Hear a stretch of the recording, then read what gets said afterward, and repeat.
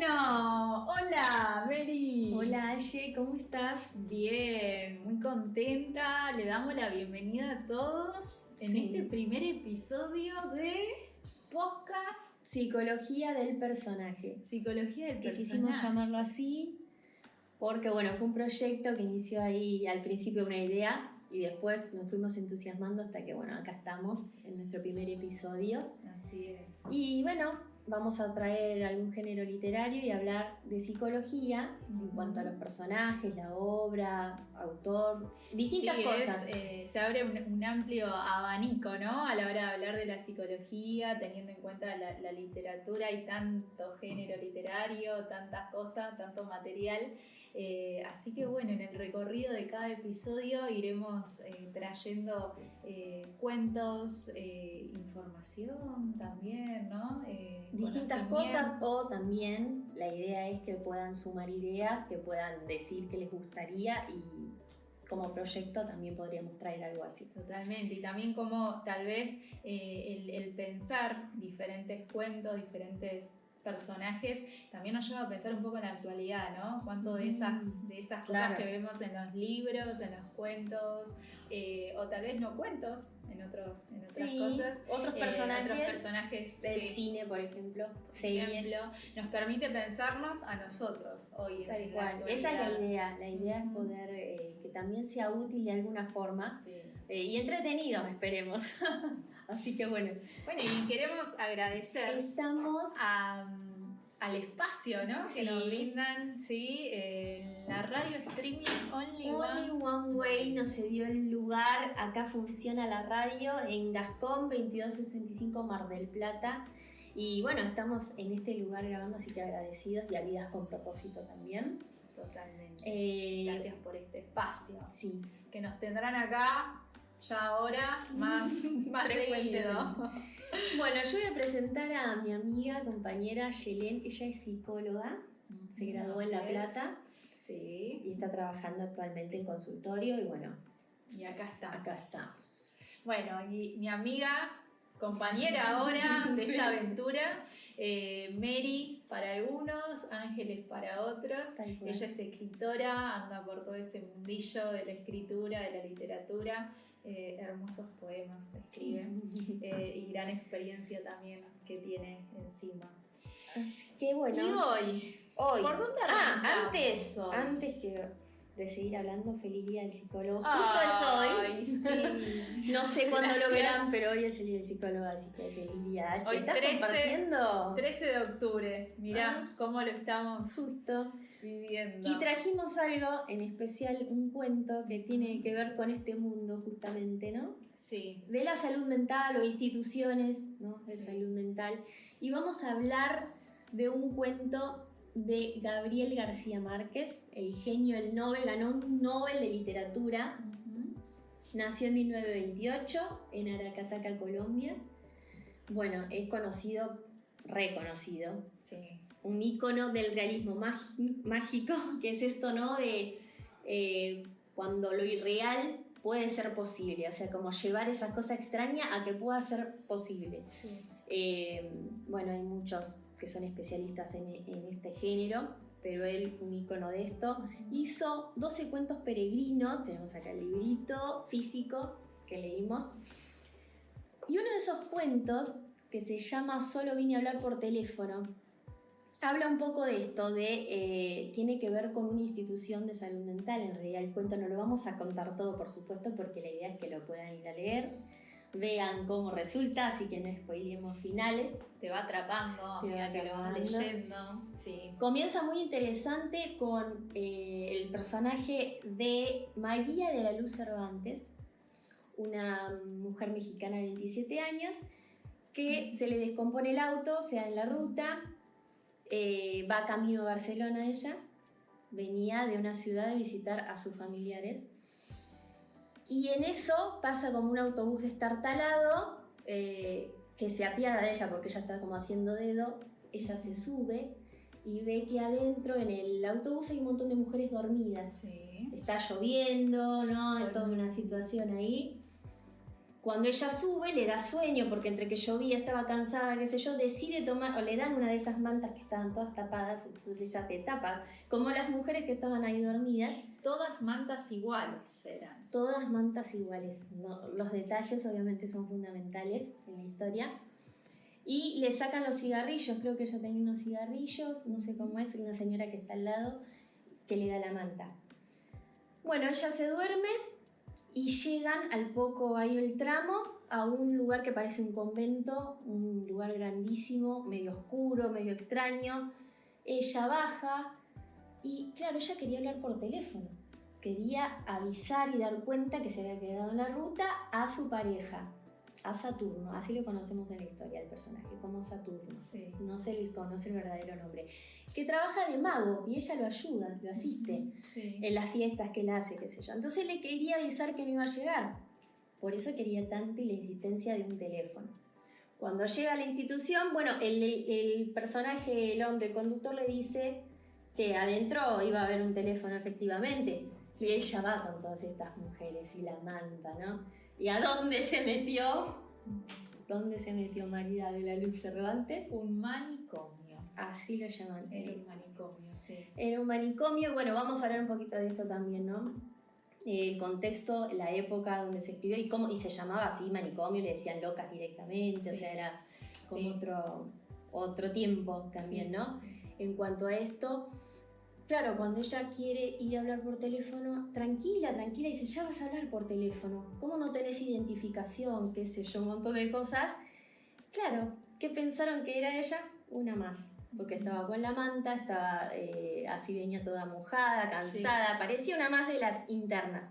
Y ahí comienza así, la historia de una, y vos decís, no puedes creer lo que le va sucediendo, de algo, bueno, lo ominoso diría Freud, que es como... luminoso, sí. Claro, es como que eso de... Lo siniestro, lo desconocido, que es en la situación en la que esta personaje Cervantes se vio, ¿no? De repente de estar pidiendo simplemente un teléfono para poder hablar con su marido y decirle que no iba a llegar a horario, se encuentra en una institución con todas mujeres vestidas iguales, con mantas iguales, como formando, ¿no? Toda una lógica tenía. Y ella se encuentra ahí de repente pidiendo un teléfono, porque dice que entra a la institución y ella seguía pidiendo teléfonos a los que estaban ahí trabajando, a los que formaban a las mujeres, ¿no? Y bueno, y le iban corriendo ese pedido, como pateándoselo, se diría vulgarmente. Que esa insistencia de ella los hacía pensar justamente que ella no estaba bien, mentalmente, ¿no? Sí, porque, claro, empezó a tener desesperación a medida que pasaba el tiempo, no le daban el teléfono. Esa desesperación de ella hacía que justamente ellos pensaran, bueno... Sí, incluso hasta podrían haber pensado, y creo que no desde el cuento lo toma como una insistencia un tanto obsesiva, ¿no? Esto de quiero hablar por teléfono, como una obsesión por eso, que incluso al ingresar, ¿no? En estos manicomios, algo que se solía hacer, y bueno, tal vez te cuento que se trata esa palabra y manicomio, me gusta eso. Manicomio es una palabra que viene del griego y significa manía, y comen, que significa cuidar. O sea, manía como locura y cuidar. Cuidar a alguien loco, justamente, si lo interpretamos de una manera. Y el término manía es como esos estados de exaltación, ¿no? Claro, un maniático. Maniático, sí. Y lo que te venía diciendo es que cuando a las personas las van categorizando, digamos, según su manía, etiquetando, una palabra que hoy es tan conocida, el etiquetamiento, o también conocido como diagnóstico, ¿no? Por ahí, en donde dice que la forman y a ella le ponen un cartel, ¿no? Que dice agitada, ¿no? O agitación, que sería el etiquetamiento que a este personaje le pusieron. Tal cual, como que sí o sí necesitaba ese rótulo. Le llama la atención que no tenga nada, y enseguida después también la visita al médico, que sería ahí el director, y cómo determina, ¿no? Como si fuese un juez, como lo que él piensa ya es definitivo, en cierta forma. Eso también Sí, me llama es la atención. interesante ver cómo María Luz Cervantes, Ujú. a medida que va transcurriendo este tiempo ahí, se va dando cuenta, va reconociendo de que Tiene está cosas. no, o de que está internada en un lugar, está institucionalizada en un lugar sin su voluntad, ¿no? Ujú. Ella como que primero entró al lugar con esa esperanza de conseguir realmente un teléfono. Sí, Pero obviamente. de repente se vio con un cartelito y vestida igual que todas, teniendo que hacer lo que todas hacían, todas las personas que estaban internadas, digo. Y ahí es como que ella fue reconociendo de a poco que estaba internada en contra de su voluntad. Claro, lo que tocó pasar Sí. y aparte que hay personajes en la historia como, bueno, esta mujer Herculina, que era una de las cuidadoras, una persona muy grande, con mucha fuerza, que hacía tomas directamente si vos te querías escapar o te ponías media Sí. ahí agitada, como ellos le llaman, las hacía tomas y bueno, tenía un pasado dudoso en cuanto a una de las chicas. Es más, se hablaba de una muerte por ahí que ya había tenido que ver, de la fuerza que ejercía sobre ellas. Bueno, un montón de cosas, violencia, hasta y abuso, todo Sí, en la historia. Sí, y este Abuso personaje, ¿sí?, de Herculina, es una expresión de lo que este sistema manicomial ejerce, ¿no? Herculina era un personaje que expresaba temor. O sea, a un personaje a la que todas las internadas le tenían temor, ¿no? Le tenían miedo. Sí. Eran controladas por ella, bueno, por su cuerpo también, como que la describe como un cuerpo robusto, grande, y con todo este antecedente de personas posiblemente fallecidas por su fuerza. Y cómo el sistema manicomial, ¿no?, es un dispositivo, yendo un poquito a la historia, ¿no?, de ese entonces, era un sistema punitivo que operaba a través del poder, de la represión, de la violencia, ¿no? Y una violencia física, ¿no? Como esto de, bueno, atar. Ella se despierta atada, de manos y pies, sí, a la cama. Sí, totalmente. Una violencia también desde lo simbólico, ¿no? Porque eran personas que no podían hablar, ¿no? Si hablaban, si se quejaban por algo, cuestionaban algo, ahí enseguida... o esto de hablarle como niños, ¿no? Sí. Que se identifica ahí, cualquier cosa que por ahí decían, bueno, tranquila, sí. como... Sí, eso lo veo por ahí como una forma de endulzar un poco, ¿no? ¿Lo ves bien?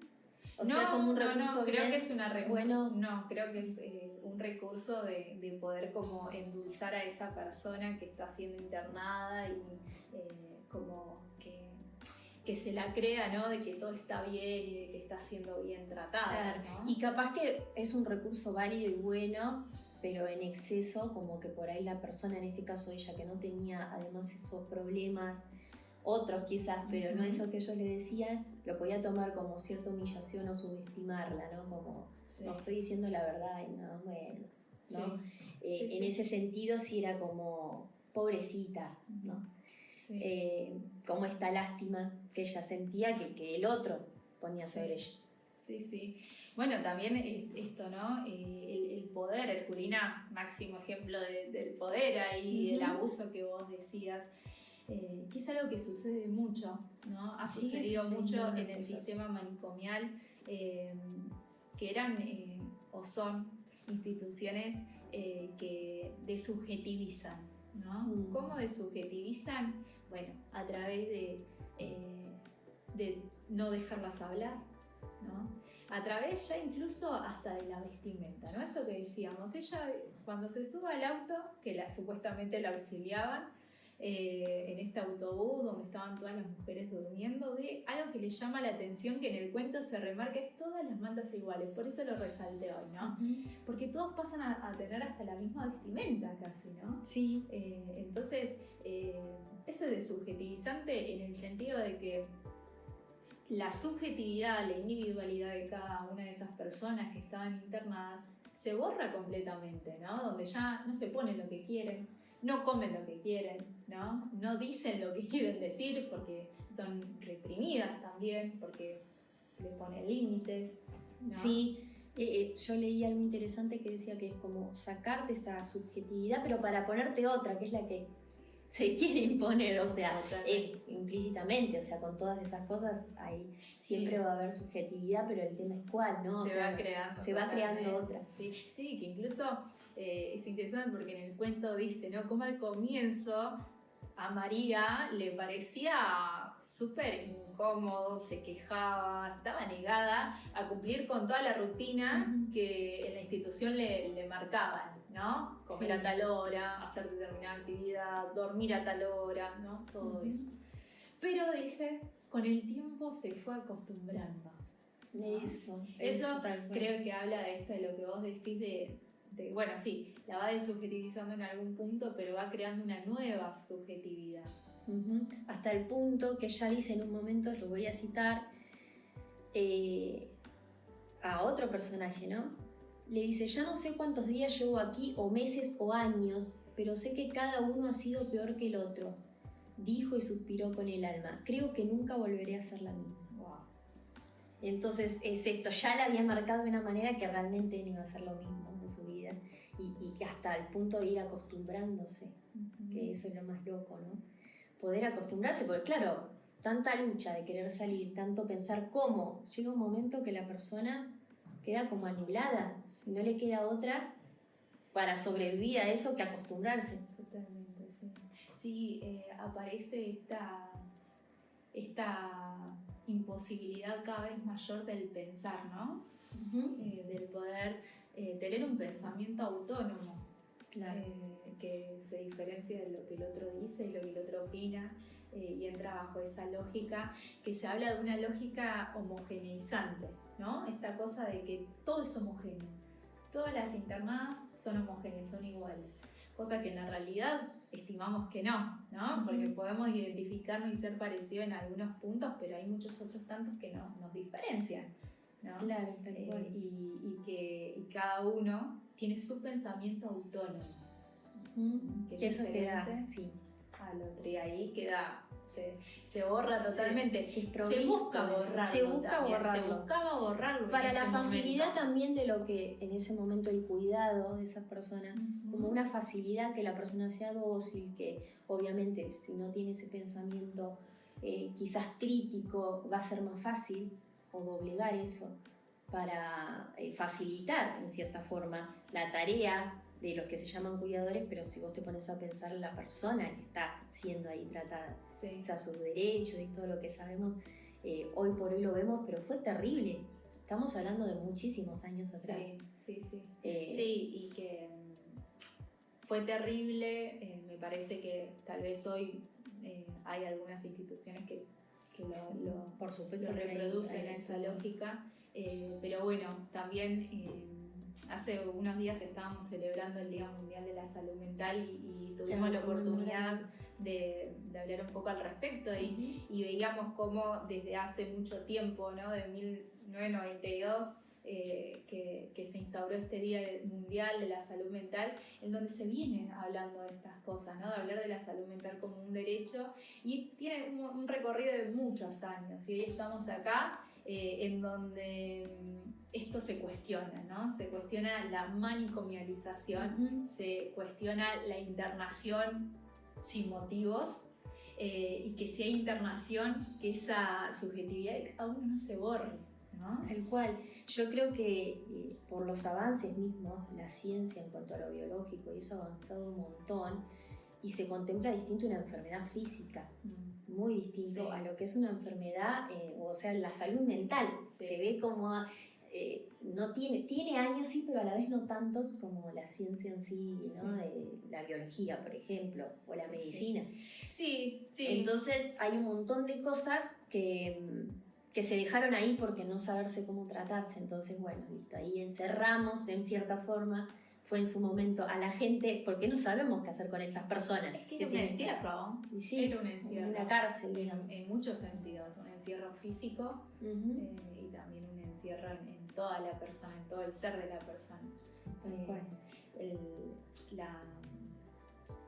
la medicación, ¿no? Todo lo farmacológico, cómo se medicalizaba a las personas internadas en estos sectores, era bastante agresivo, porque se los medicalizaba a tal punto, obviamente, bueno, las medicaciones para que las piernas estén dormidas, por ejemplo, y que no puedas efecto en el moverte. cerebro, que te adormece completamente todo, que te saca la posibilidad de la conciencia al razonar. Desconoces días, horarios, cuánto tiempo estás, totalmente. La noción. Sí, totalmente. Y bueno, ni hablemos de esas cosas que hacían antes, ya era tipo tortura, ¿no?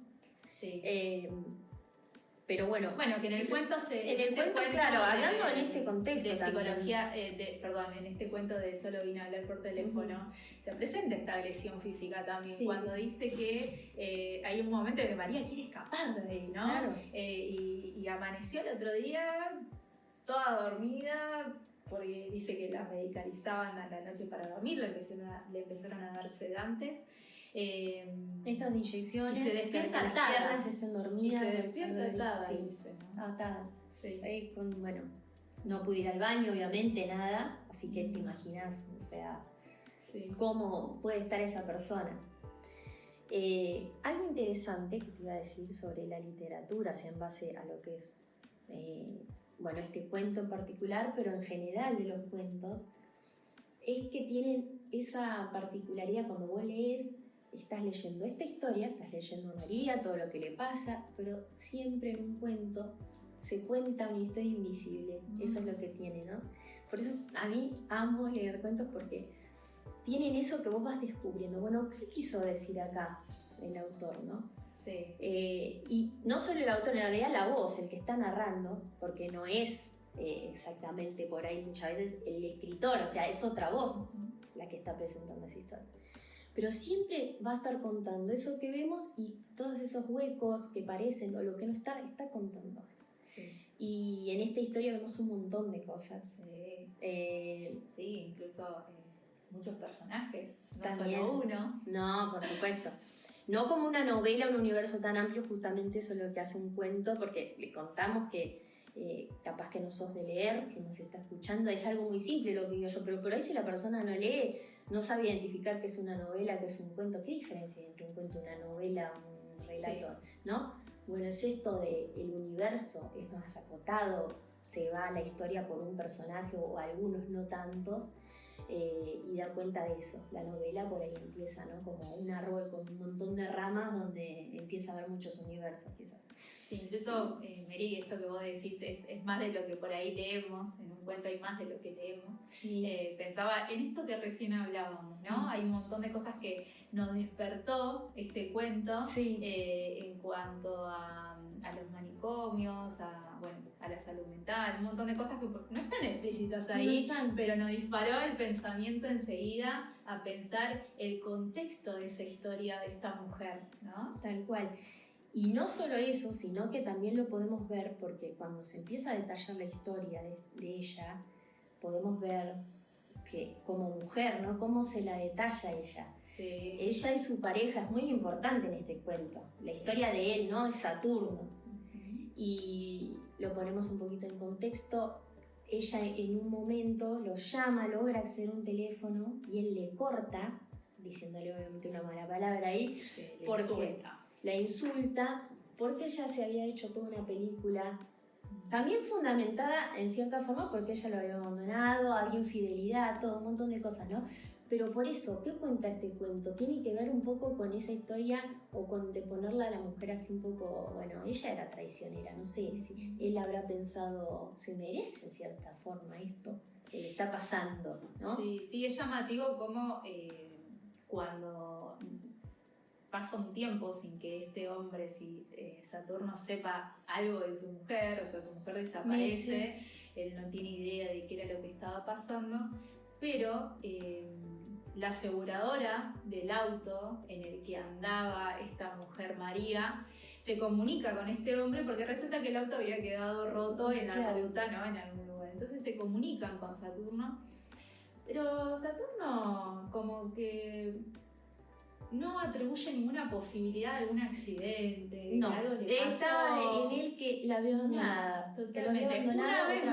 Una María lo había abandonado. Él estaba convencido de eso, en ningún momento dudó otra posibilidad. Entonces estaba convencido, estaba así, en la certeza de eso. Sufría por eso, obviamente, sufría. Como vos decís, también por experiencias previas, resulta que María lo había abandonado en 3 oportunidades, ¿no? Como pareja.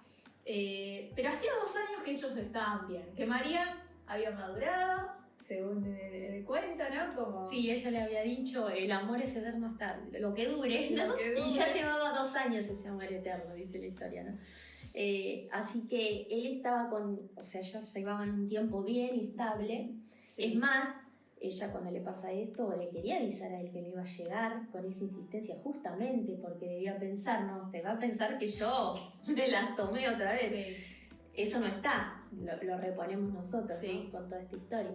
Entonces, por supuesto que había un tema ahí de celos, de inseguridades. Bueno, ahí nos puedes hablar un poquito sobre qué identificás en el personaje de él. En Saturno, por momentos, en algunas líneas del cuento, se ve como cierta paranoia, ¿no? Como cierta persecución, idea de que todo el tiempo es engañado, ¿sí? Y pensaba, wow, cómo quedan esas marcas, esas huellas de las infidelidades anteriores, ¿no? Aún así, habiendo pasado 2 años de una relación que, por lo que reparamos en el cuento, iba bien, ¿no? Enseguida se le empieza a armar toda una idea, ¿no? Empieza a traer personas que se habían cruzado en algún momento, empieza a armar toda una idea, ¿no? Delirante, por decirlo de alguna forma, de que esta mujer lo estaba engañando con un hombre específico, ¿no? Entonces se ve como toda esa paranoia a partir de celos, de inseguridades. Este personaje Saturno es descrito como una persona que no era muy sociable, a comparación de María, que dice como sociable, que se complementaban en ese punto, dice, ¿no? Como bueno. Sí. Todo lo contrario a ella, como que era muy dada, ¿no? Tenía una gracia, que por ahí, bueno, actriz, que ahora no, como que no tenía mucho éxito, pero en su momento la había tenido. Que dejó de estudiar por él.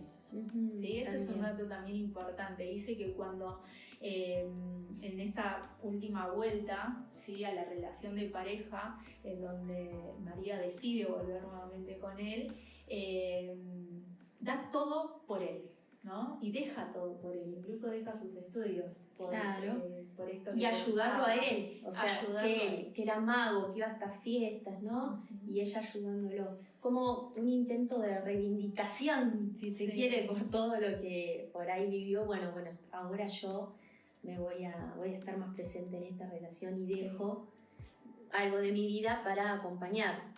Y bueno, en estos 12 cuentos, además de esto que estamos hablando, de este en particular, Gabriel García Márquez habla, se relacionan, tardó 18 años en terminarlos, los comenzó, pero durante 18 años, o sea, fue terminando.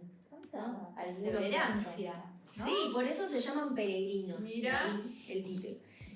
Y las historias son de personas de nacionalidad latinoamericana, donde ocurren las historias en otro lado, en Europa. Por ejemplo, ella es mexicana y esto ocurre en Barcelona, o sea, cerca de Barcelona. Y los contextos, ¿no? A mí me gusta siempre saber un poquito cuando leo un cuento de eso, ¿no? Sí. Bueno, en qué época lo escribió el autor, de qué trata, o sea, cómo lo relaciono con los otros cuentos, porque estos son 12, ¿no? Como para que sepan también, si se quieren adentrar en la lectura, que estaría buenísimo. Por eso no vamos a contar el final, que está genial, pero bueno, no lo vamos a decir. Lo dejamos para que si lo quieren leer, ahí lo tengan y no les spoileemos. Pero la verdad que es muy interesante. Sí, ¿no? Sí, y está bueno también pensar en el cual está buenísimo y pensarlo hoy en la actualidad. Nos permite ver cuánto ha cambiado en la historia un montón de cosas que antes se tomaban como únicas, naturales, y era lo que había, ¿no? Por ejemplo, estas internaciones que tenían que ver con alguna problemática de salud mental, que eran así, eran realmente punitivas, eran muy, muy horrorosas, diría yo, para las personas. personas. Y aparte en la historia se nota mucho esta diferencia entre los hombres y ellas, ¿no? Sí. Las internas, como esta figura del médico, sobre todo por la época, Claro. como que avanzamos en un montón de cosas, pero en ese momento era muy, bueno, Sí. la figura del hombre tomando decisiones, inclusive cuando habla con Saturno, el médico, como, bueno, dos hombres nos ponemos de acuerdo, y eso también creo que quiere dar cuenta esta historia, sí. Sí. Hay algo muy interesante, ya que estamos acá en este momentito, lo puedo decir.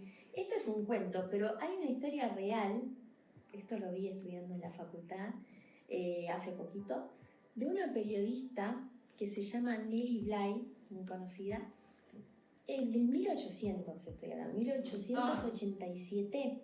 Bueno, ella fue una de las primeras que hizo este periodismo de investigación, donde ella iba y se hacía pasar por alguien y, bueno, se mete dentro de una de estas instituciones, esto en Nueva York, y se llama 10 días en un manicomio. Wow. Lo empecé a leer, no lo terminé la verdad, pero es muy interesante porque, sobre todo siendo del 1887, yo cuando lo leía no lo podía creer, porque la lectura es muy ágil, está muy buena, y ella se hace pasar como que tiene estos problemas de salud mental y pasa cosas pero deplorables, tremendas, tanto que después estos artículos se hicieron un libro, fue como una denuncia, fueron a juicio, se descubrieron un montón de cosas que pasaban en esas instituciones. Pero vos fijate, o sea, a mí esto es un cuento y en una situación real, que esto es un libro de no ficción, pasaban cosas peores que el cuento. O sea, es como... Hoy vos dijiste que este autor, gran autor, ¿qué género literario hacía? Realismo mágico. Realismo mágico. Vos hoy decías... Entre otras cosas. Sí, bueno, pero esto que tiene que ver con ese realismo mágico como algo fantasioso, sí, pero que es real, ¿no? Que puede ser real. Que podría llegar a ser, sí. Y esta historia habla de algo que podría haber sido, ¿no? Claro. Sí, en este sentido, capaz que lo que es más realismo mágico es, por ejemplo, su novela 100 años de soledad, claro, ¿no? Pero esto es como lo terrorífico que puede ser tan cotidiano que puede suceder esto, pero si te pones a pensar, es terrible, siniestro que te pase quedarte encerrado, no poder salir, que te confundan con una persona con un trastorno, qué sé yo, o con una enfermedad mental y listo, te anulás. O sea, ponerse en esa situación, ¿no? Sí, también en ese momento, como era considerado, en ese momento se hablaba de locura. Esa era la palabra. Sí, esa es la palabra, manicomio, locura. Si había locura, no había margen de darte un lugar para escucharte, no había margen a la voz, sería. Y ahí vas perdiendo toda posibilidad como ser humano, ¿no? Como ciudadano, que incluso hay un momento en el que María ve a Saturno. Saturno llega a enterarse que ella está internada. Sí. Él se hace... No lo podía decir. Sí, decirlo igual, no pasa nada. Bueno. No es el final. No se cree que es el final. Bueno, pero ahí se da toda una situación que él termina creyendo que María está loca, ¿no? Sí. Y ella entra dentro de esa categoría sin posibilidad de ser escuchada, nadie le cree, ¿no? Claro, y como no lo sabemos, quizás él dijo, bueno, en cierta manera me convence creerla así, porque, bueno, tenía un problema ella, capaz que hasta me abandonó porque tenía un trastorno, no sabemos lo que él pudo llegar a pensar, ¿no? Estaba la Que cuestión. no está escrito, pero que sabemos por esto, psicología del personaje, que viene tanto con eso que no se dice, inclusive en la historia, que podemos dar cuenta de esto. Y cada uno va a reponer leyéndolo, así como nosotros llegamos a estas conclusiones, si lo leen van a llegar, ¿no? Sí. Cada uno va a pensar, bueno, por esto, ¿no? O no, o era pobre víctima Saturno, no sé. Cada uno puede llegar a interpretarlo desde sus vivencias, desde su visión. Y esto es lo hermoso de la literatura también, de leer historias y cómo cada uno va interpretando y llenando esos huecos. Sí. Bueno. Algo más que me gustaría agregar también de este personaje, María Luz Cervantes, es su su dinámica en las relaciones, ¿no? Cómo comienza hablando un poco de su relación de pareja con Saturno, ¿sí? Está como que hay un poco de inestabilidad, ¿no? En cómo ella mantiene los vínculos, va, viene, un poco de un enamoramiento ahí medio iluso, ¿sí? Porque deja a Saturno para irse con otra persona, con un hombre aparentemente muy armada, con una vida muy, muy ya armadita, sin hijos, sin esto, sin lo otro. Y ese hombre la deja en el altar, ¿no? Sí. Pero se ve como en esa búsqueda también de parejas, ¿sí?